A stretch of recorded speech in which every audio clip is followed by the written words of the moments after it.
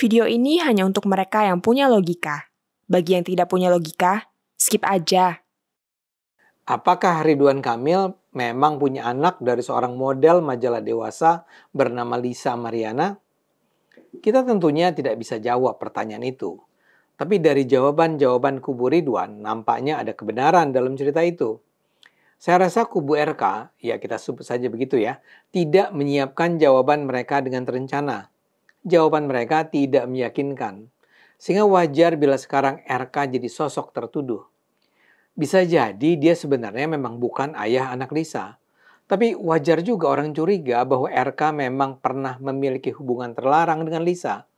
Menggunakan istilah sekarang, wajar bila orang menyangka RK itu adalah semacam sugar daddy Lisa untuk periode tertentu.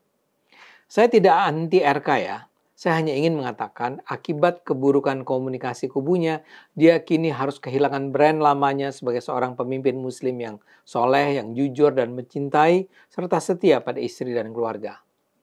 Saat ini sudah beredar setidaknya ada 2 video cabul yang dikabarkan menampilkan sosok Lisa.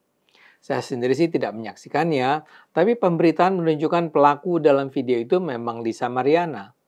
Tampilnya Lisa di sana menurut saya memperburuk citra RK.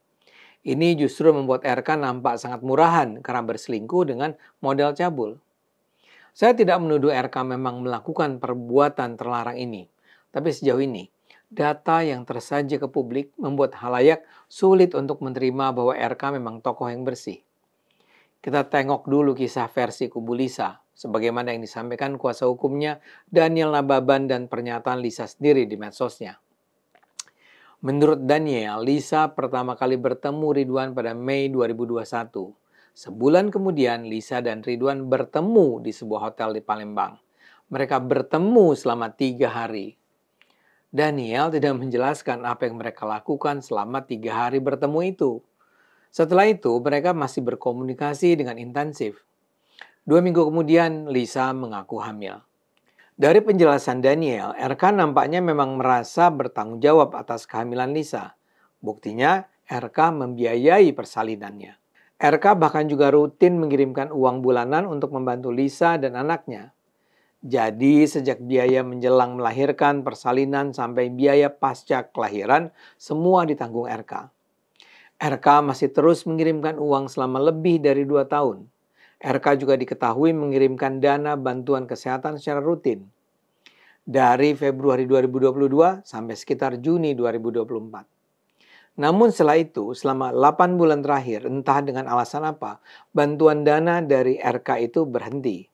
Karena itulah, kata Daniel, Lisa memutuskan untuk memblow up ini ke media.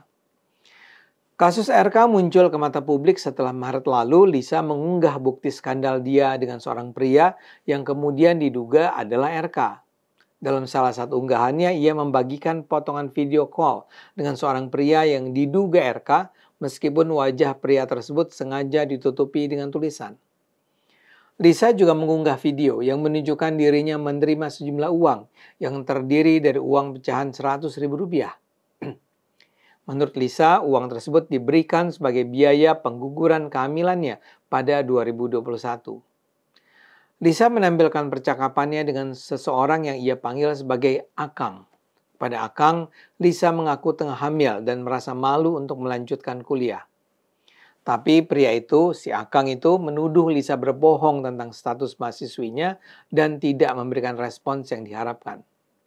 Pada unggahan lainnya, Lisa mengaku berada dalam kondisi kritis dan meminta pertolongan. Namun pria yang dikontaknya itu mengabaikannya dengan alasan tidak lagi menggunakan Telegram atas permintaan istrinya. Lisa, saya nggak pakai Telegram lagi, disuruh ditutup oleh istri saya, balasnya singkat. Lisa juga menegaskan bahwa ia akan terus memperjuangkan hak anaknya. Lisa menegaskan bahwa dirinya tidak takut menghadapi siapapun karena ia memperjuangkan hak anak mereka.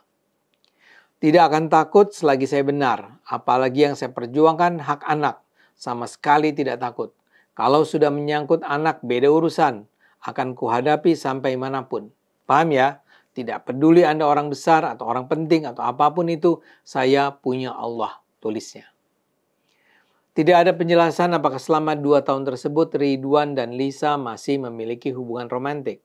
Jadi kalaulah memang Ridwan dan Lisa punya hubungan istimewa, kita tidak tahu apakah itu berbentuk pernikahan siri misalnya, atau apakah Lisa bisa dilihat sebagai seorang Will di luar istri Ridwan, atau itu memang cuma sebuah perselingkuhan selama 3 hari, sebuah 3-night stand, dan kemudian mereka tak pernah bertemu lagi. Tidak ada penjelasan tentang itu. Dan apakah itu sebuah keteledoran luar biasa RK di mana mereka berhubungan tanpa pengaman sehingga akhirnya Lisa hamil? Tak ada jawaban soal itu. Tapi itu adalah penjelasan versi Lisa. Masalahnya, jawaban kubu RK kemudian sama sekali tidak meyakinkan. Kalau saja RK menyatakan itu adalah sebuah fitnah, urusan bisa selesai. Tapi masalahnya, saat membantah, kubu Ridwan justru memberikan rangkaian jawaban yang berbelit, yang pantas membuat orang curiga. RK mengaku pernah bertemu Lisa, tapi cuma sekali. RK memang mengaku tidak menghamili Lisa, tapi dia tidak secara tegas menyatakan dia tidak menidurinya. RK bahkan menjelaskan bahwa kasus Lisa ini sebenarnya sudah selesai 4 tahun yang lalu. Menurut RK, kasus ini sebenarnya sudah diselesaikan melalui bukti-bukti akurat yang tidak terbantahkan. Menurut RK, Lisa sudah hamil duluan saat bertemu dengannya. RK juga menyatakan timnya sudah mencek perguruan tinggi yang menjadi tempat di mana Lisa mengaku kuliah. Ternyata nama Lisa tak terdaftar di situ. RK juga menuduh Lisa selama ini berbohong dan mengambil begitu saja laptop yang diberikan. RK mengaku heran mengapa masalah itu kembali muncul sekarang. Motivasinya apa, kata RK?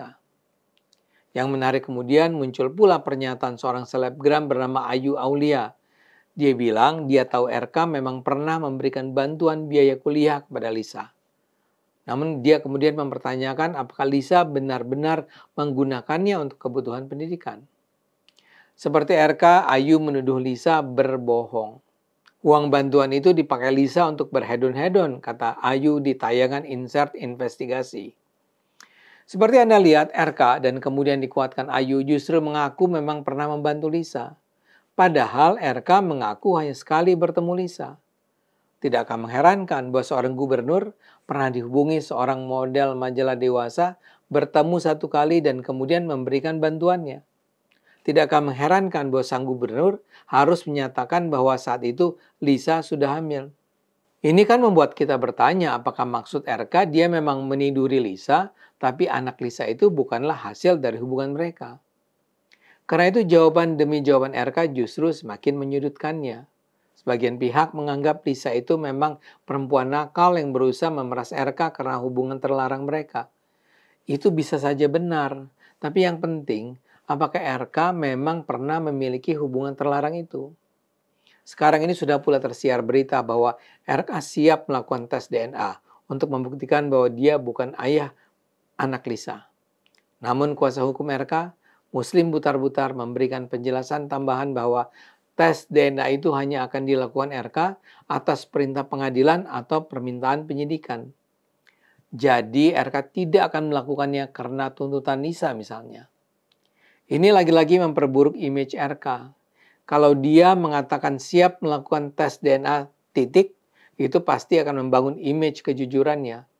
Tapi ketika dia mengatakan tes DNA itu harus dilakukan atas permintaan pengadilan atau kepolisian, itu menjadi bermasalah. Masalahnya, permintaan tes DNA hanya bisa dilakukan bila ada dugaan tindak pidana. Seperti dikatakan Hotman Paris, pihak kepolisian tidak punya kewenangan untuk memaksa tes DNA dilakukan. Padahal hubungan RK dan Lisa, kalau ada ya, diduga adalah hubungan mau sama mau. Berarti tidak ada aspek penipuan, tidak ada aspek pidana. Dan kalaupun pengadilan menetapkan harus ada tes DNA dilakukan, prosesnya bisa makan waktu yang lama. Di pengadilan negeri, perintah itu bisa digugat ke pengadilan tinggi, kasasi, bahkan peninjauan kembali. Jadi menurut Hotma, untuk mendapatkan perintah tes DNA, prosesnya bisa makan waktu hingga 4 tahun. Karena itulah, terkesan sebenarnya RK tidak serius bersedia melakukan tes DNA. Dan kembali ke persoalan awal. Ini layak membuat banyak orang curiga dengan RK. Marilah kita berharap kebenaran dapat ditegakkan. Mudah-mudahan baik RK dan kubunya maupun Lisa dan kubunya bersedia bicara jujur sejujur-jujurnya. Ayo gunakan akal sehat, karena hanya kalau kita gunakan akal sehat, Indonesia akan selamat.